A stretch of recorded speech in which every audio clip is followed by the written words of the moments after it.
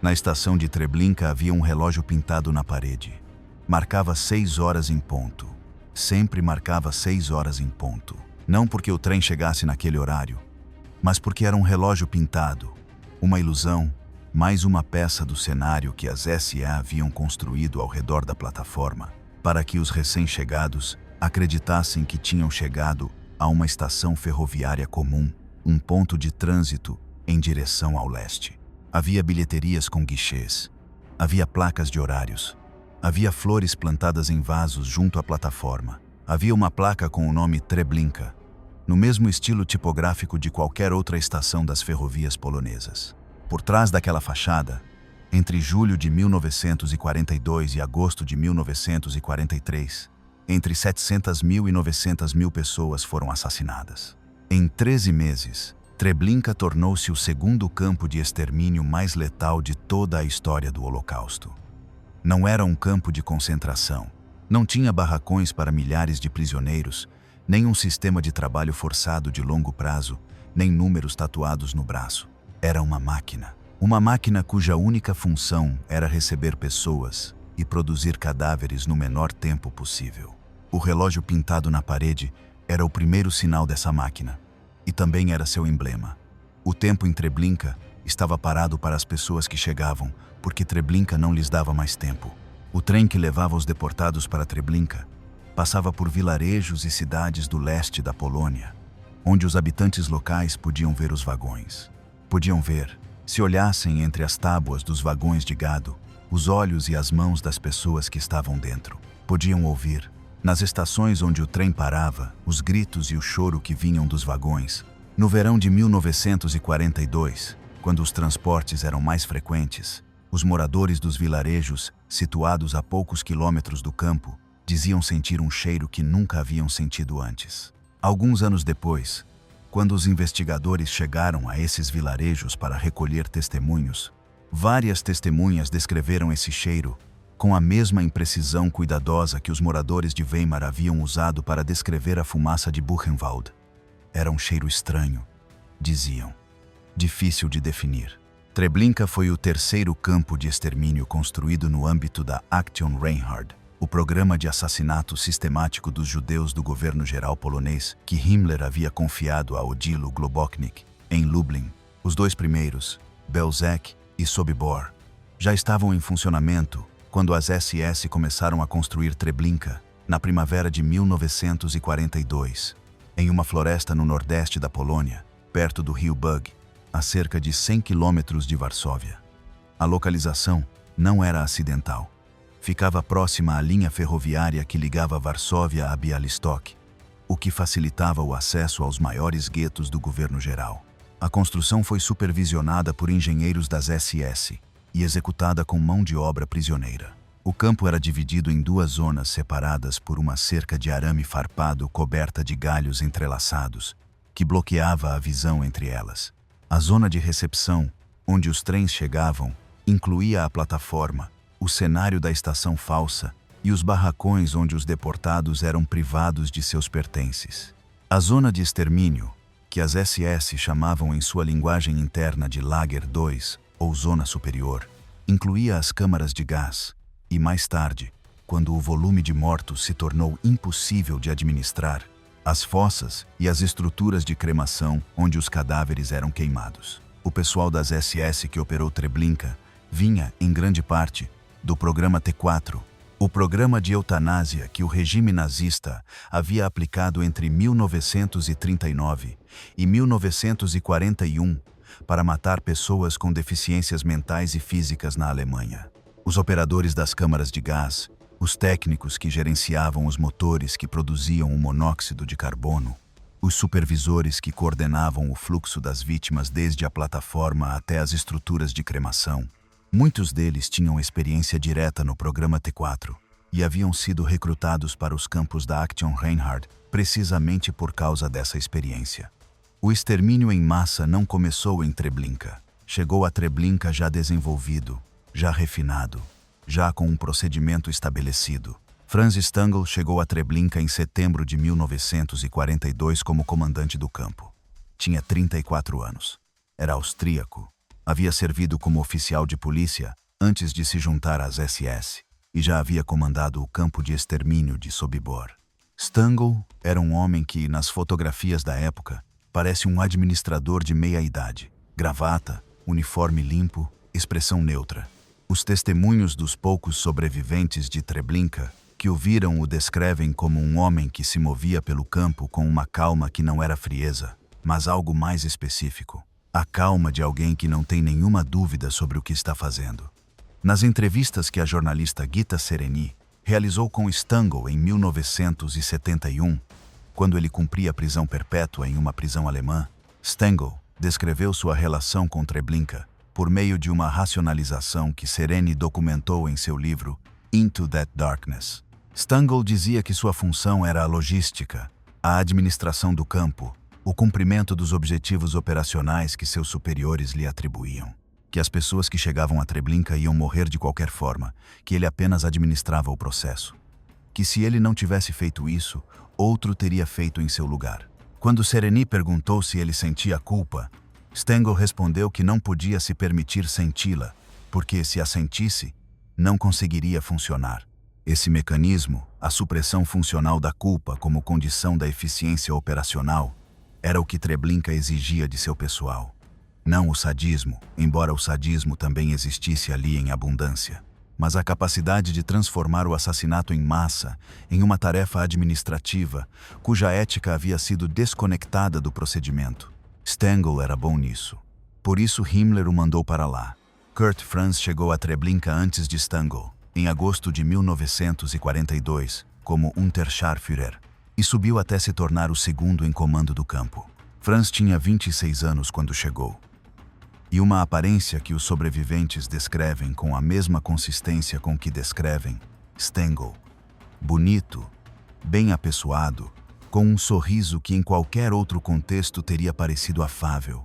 Os prisioneiros que trabalhavam no campo o chamavam de Lauka, a boneca, por causa dessa aparência. Franz tinha um cachorro. Chamava-se Barry, e era um São Bernardo que Franz havia treinado especificamente para atacar os prisioneiros sob seu comando. A ordem era, literalmente, homem, ataque. Barry respondia a essa ordem dirigindo-se à virilha. Os sobreviventes de Treblinka que testemunharam nos julgamentos posteriores à guerra descreveram Franz caminhando pelo campo com Barry, parando prisioneiros ao acaso ou por infrações menores e dando a ordem. Aqueles que sobreviviam ao ataque do cão ainda tinham que cumprir o turno de trabalho daquele dia. Franz também participou pessoalmente da violência. Os testemunhos o descrevem batendo em prisioneiros com bastões ou com as mãos, conduzindo execuções com sua pistola, organizando torturas que não tinham nenhuma justificativa operacional, mas que eram, na linguagem usada pelos próprios sobreviventes, uma forma de entretenimento. Franz foi capturado pela polícia alemã em 1959 e julgado em Düsseldorf em 1965. Os promotores apresentaram testemunhos de sobreviventes que descreveram suas ações com uma especificidade que não deixava margem para ambiguidade. Franz foi condenado à prisão perpétua. Em 1993, foi libertado por razões de saúde. Morreu em 1998. Tinha 82 anos. O processo que ocorria desde a chegada do trem à plataforma de Treblinka até o momento em que as câmaras de gás completavam seu trabalho foi refinado ao longo dos primeiros meses de operação do campo até alcançar uma velocidade que os próprios registros das SS documentavam como uma conquista operacional. Nos melhores dias, o campo podia processar um transporte de vários milhares de pessoas em poucas horas.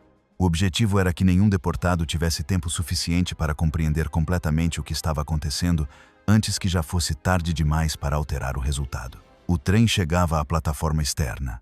Na primeira fase, os vagões eram descarregados em grupos, porque a plataforma não tinha capacidade para um trem inteiro. Quando os deportados desciam, os guardas das SS e os guardas ucranianos, que os prisioneiros chamavam de os negros por causa da cor de seus uniformes, os conduziam até a plataforma interna com instruções sobre o processo de desinfecção que supostamente ocorreria. Diziam a eles que Treblinka era um campo de trânsito, que tomariam banho e depois continuariam viagem, que poderiam deixar seus pertences na plataforma. marcados com seus nomes, para recolhê-los depois. A fachada da estação falsa, o relógio pintado, os vasos com flores e as placas de horários reforçavam essa narrativa.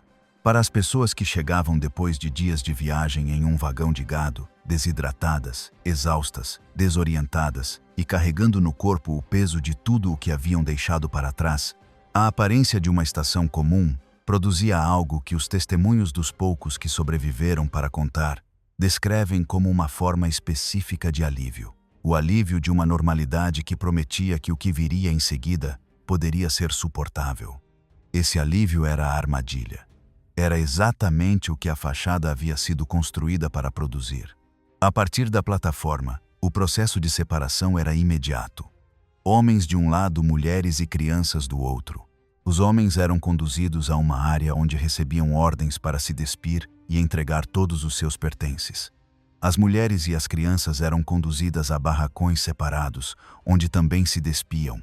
O cabelo das mulheres era cortado nesse momento por prisioneiros do Sonderkommando, que trabalhavam com tesouras em uma velocidade incompatível com qualquer cuidado.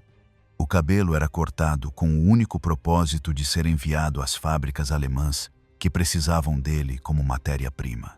Os testemunhos dos poucos homens que trabalharam nessa área do campo e sobreviveram descrevem essa sala, o ruído das tesouras, a velocidade, o silêncio das mulheres que não entendiam, mas que já haviam começado a entender. O caminho até as câmaras de gás era chamado, na linguagem interna do campo, de Schlauch, o tubo, ou também, com a ironia brutal que o campo produzia repetidamente, de Himmelstrasse, a Rua do Céu. Era um corredor estreito, com poucos metros de largura, margeado por uma cerca alta coberta de galhos de pinheiro entrelaçados, que impediam a visão para além da cerca. O pinheiro também cumpria outra função. Seu cheiro cobria parcialmente os odores do campo. O corredor subia em direção à zona de extermínio. Os deportados que o percorriam nus, acompanhados por guardas que os apressavam, faziam isso em um estado de medo acelerado que já era dificilmente compatível com a narrativa do banho e da desinfecção, mas que já não tinha nenhuma saída alternativa. No fim do Schlauch ficava o edifício das câmaras de gás. Tinha uma fachada que incluía flores plantadas em vasos e uma estrela de Davi pintada sobre a porta. Havia uma placa. A placa dizia, em hebraico e em alemão: "Este é o portal pelo qual passarás para entrar na casa do Senhor." As primeiras câmaras de gás de Treblinka eram 3 compartimentos de cerca de 4 por 4 metros cada um, construídos no interior do edifício com paredes de tijolo revestidas por uma camada impermeável. As portas eram herméticas. Em uma sala adjacente, um motor de combustão produzia monóxido de carbono, que era introduzido nas câmaras por meio de tubulações. O processo durava entre 20 e 30 minutos, dependendo da concentração alcançada no interior e do número de pessoas. Nos primeiros meses de funcionamento, o sistema tinha problemas técnicos que atrasavam o processo. Os motores falhavam, a concentração de gás nem sempre era suficiente, e as câmaras não tinham a capacidade que o volume dos transportes exigia. Em outubro de 1942, as SS ordenaram a construção de um novo edifício com 10 câmaras de maior capacidade, cada uma capaz de abrigar entre 200 e 400 pessoas simultaneamente. O novo edifício aparecia no campo como uma estrutura de tijolos de aparência banal, sem nenhum sinal externo que indicasse sua função. O volume que o sistema podia processar a cada dia aumentou proporcionalmente à nova capacidade. Jankiel Wiernik era um carpinteiro polonês que chegou a Treblinka em agosto de 1942 e que foi designado, por seu ofício, para trabalhar na zona de extermínio. Wiernik construiu barracões, instalou portas, trabalhou nas estruturas de madeira que cercavam as câmaras de gás. Sobreviveu à operação do campo, escapou durante o levante de agosto de 1943 e chegou a Varsóvia, onde escreveu seu testemunho no inverno de 1943 até 1944. O testemunho foi publicado em Yiddish e distribuído clandestinamente dentro do gueto de Varsóvia antes da libertação. Era um dos primeiros documentos escritos a partir do interior de um campo de extermínio da Action Reinhard. Wernicke descreveu as câmaras com a precisão de alguém que as havia construído. As dimensões, os materiais, o sistema de tubulações, as portas. Era uma descrição técnica de uma máquina de matar escrita por um dos homens que havia cravado os pregos.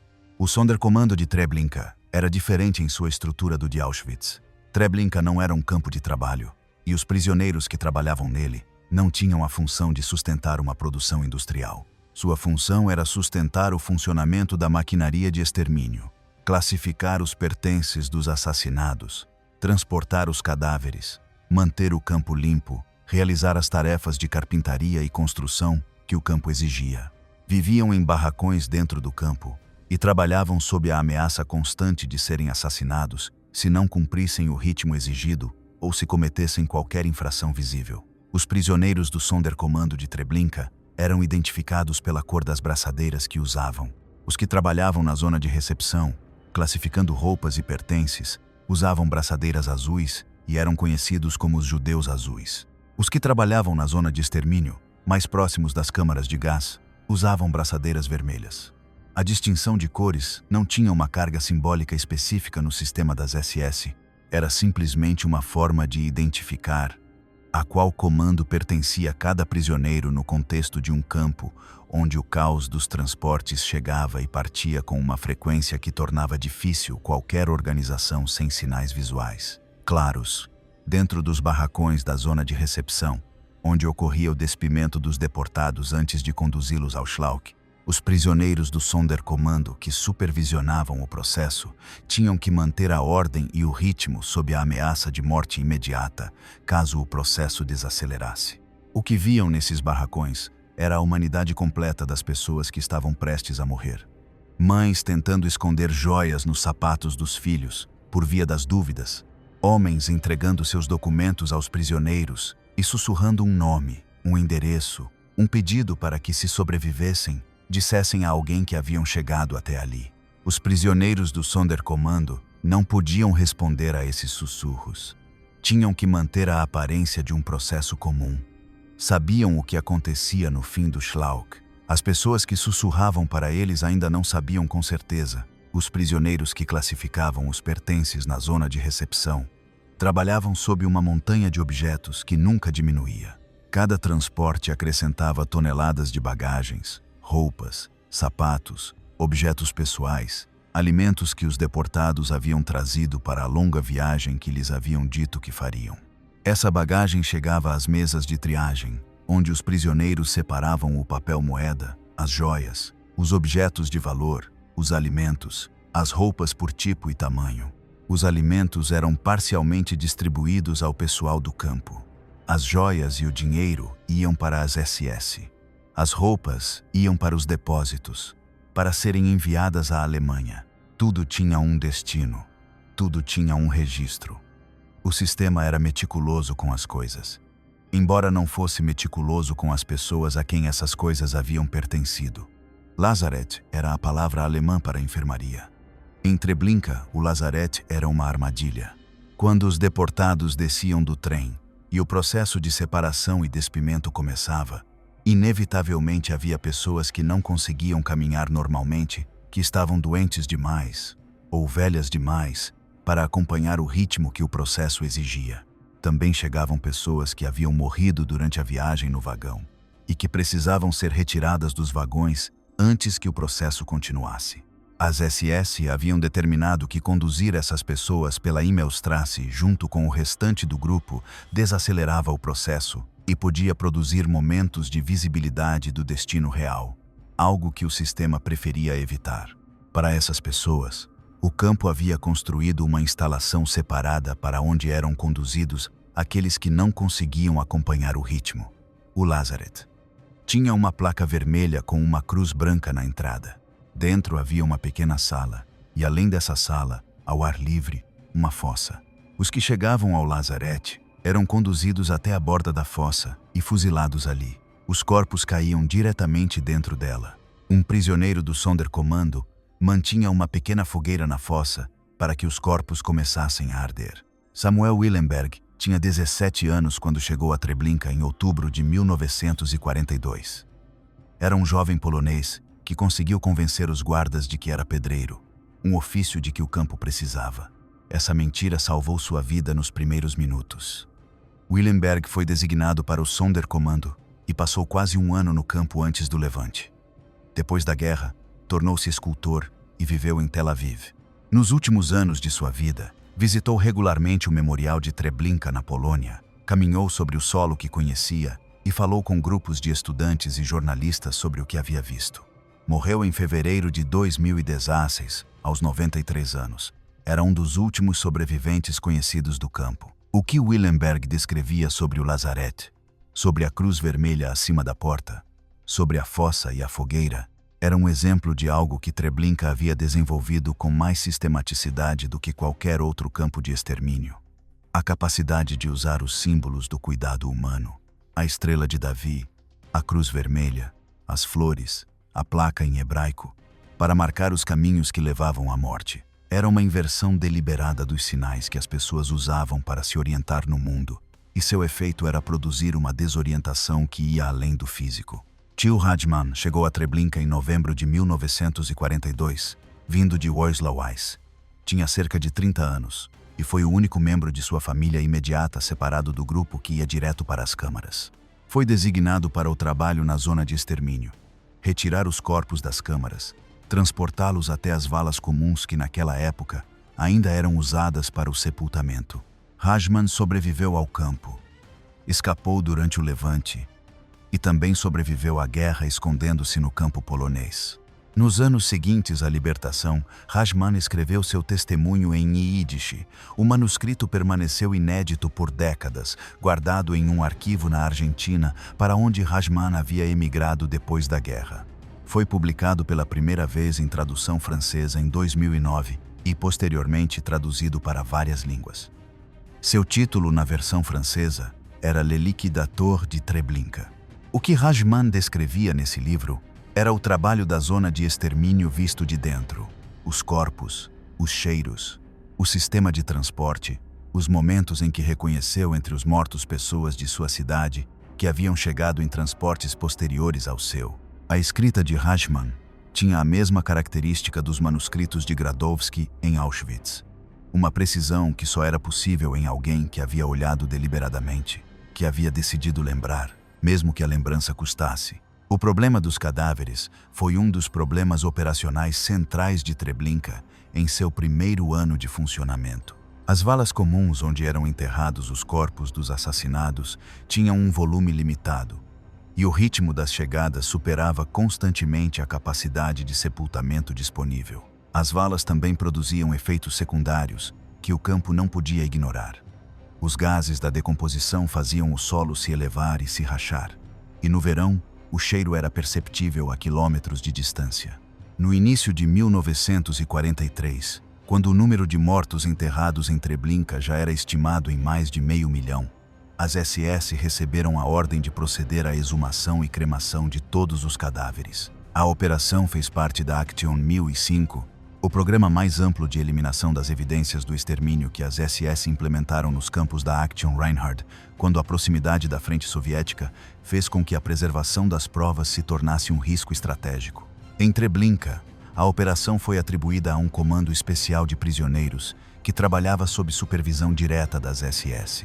O trabalho de exumação em Treblinka foi um dos mais extremos que o sistema de campos produziu. Os prisioneiros que formavam esse comando escavavam com pás e com as mãos em valas que continham corpos em diferentes estados de decomposição, acumulados em camadas havia meses. Os corpos exumados eram transportados até grelhas de cremação construídas com trilhos de ferrovia sobre fossas de fogo. As grelhas podiam comportar 2.000 corpos simultaneamente. O fogo ardia sem interrupção.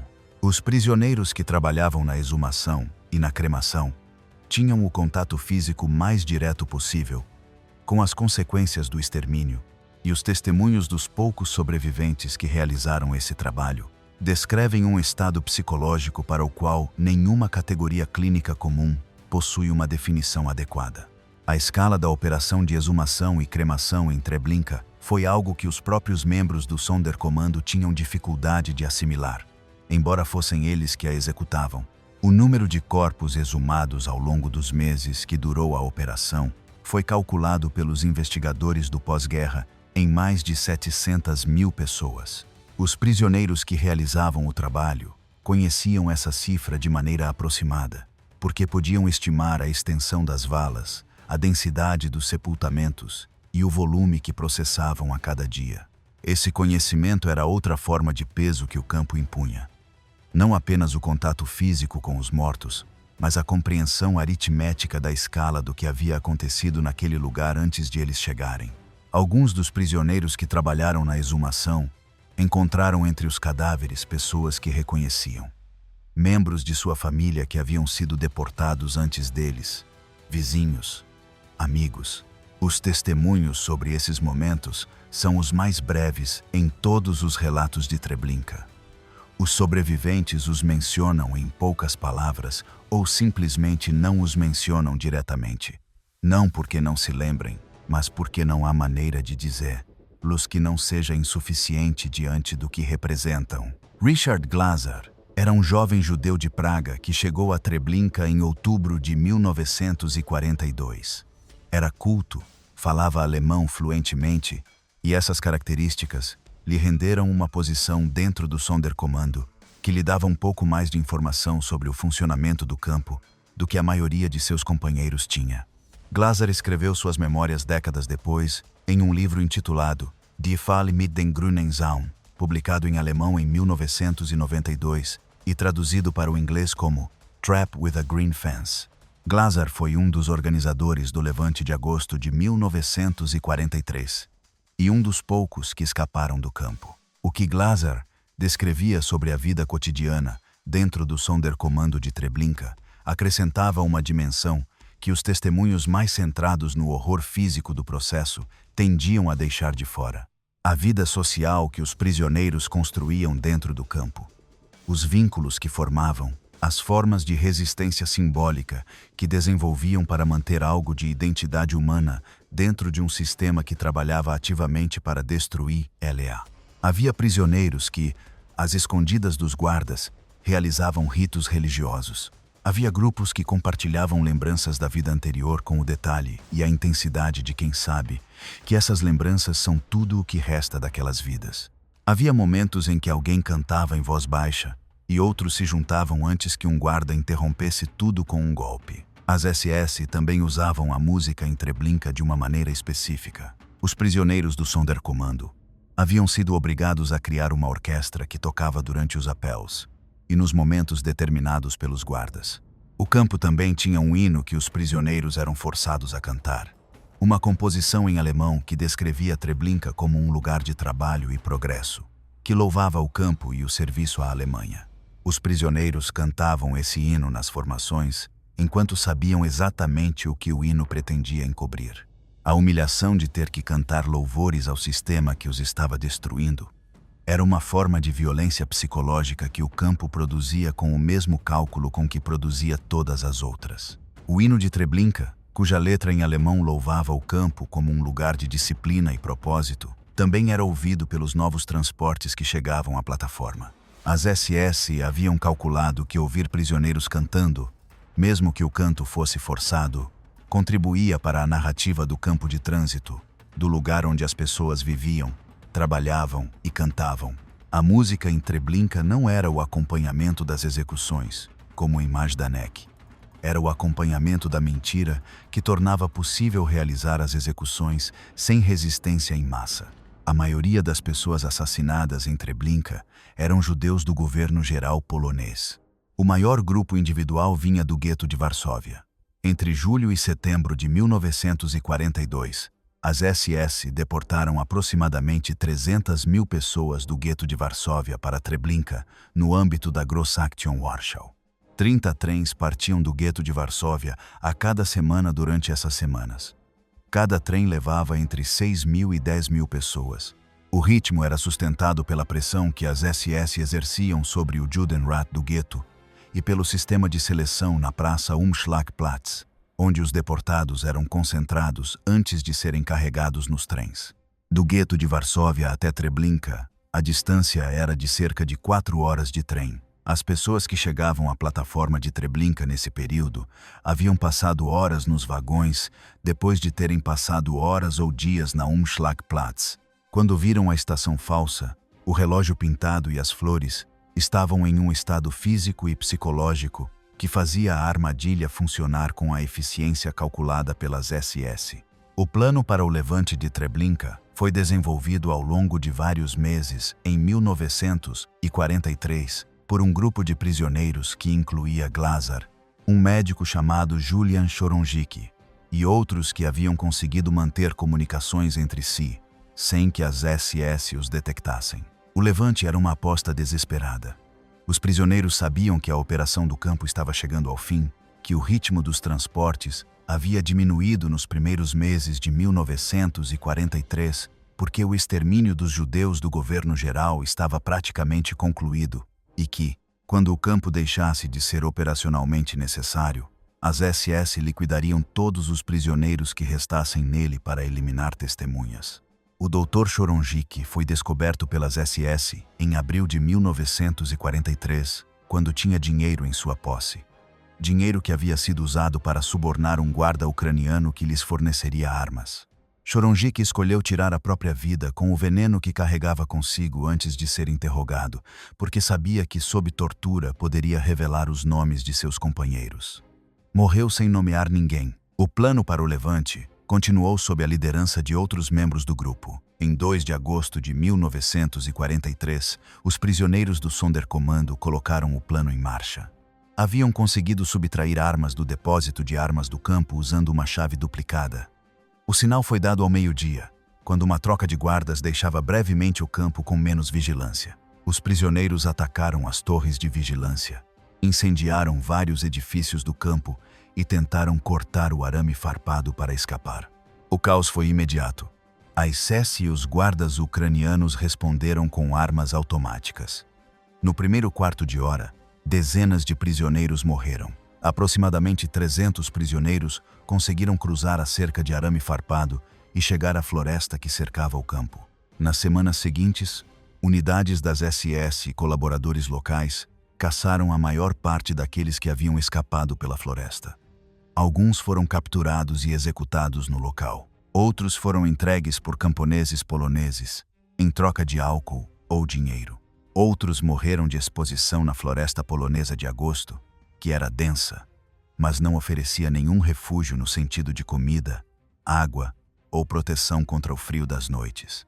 Os que sobreviveram foram aqueles que encontraram abrigo em fazendas isoladas ou aqueles que tinham recursos físicos suficientes e conhecimento do terreno para permanecer em movimento até que as buscas se espaçassem. No fim, apenas entre 40 e 70 pessoas sobreviveram tanto ao levante quanto à perseguição posterior. Esses sobreviventes, que viveram na clandestinidade pelo resto da guerra, são a principal fonte do que se sabe sobre o funcionamento interno de Treblinka.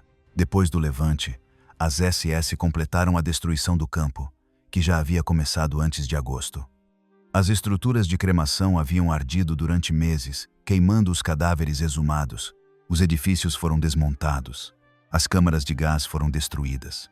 O solo onde haviam estado as instalações foi arado e semeado. Árvores foram plantadas. Uma fazenda foi construída sobre o local do campo. E um colaborador ucraniano das SS foi instalado nela como se aquele lugar nunca tivesse sido nada além de terra agrícola. O encobrimento foi mais completo do que o que as SS haviam conseguido em qualquer outro campo. Belzec, o primeiro campo da Action Reinhard a ser fechado, também havia sido destruído e coberto de terra. Sobibor II havia sido igualmente transformado. Em Treblinka, a fazenda construída sobre o local acrescentava uma camada adicional de normalidade, que era, em si mesma, uma mensagem. Aqui não aconteceu nada. Aqui sempre foi apenas terra, mas a terra não estava vazia. Sob o solo do local que as SS haviam arado e semeado, permaneciam os restos das pessoas que não haviam sido completamente incineradas.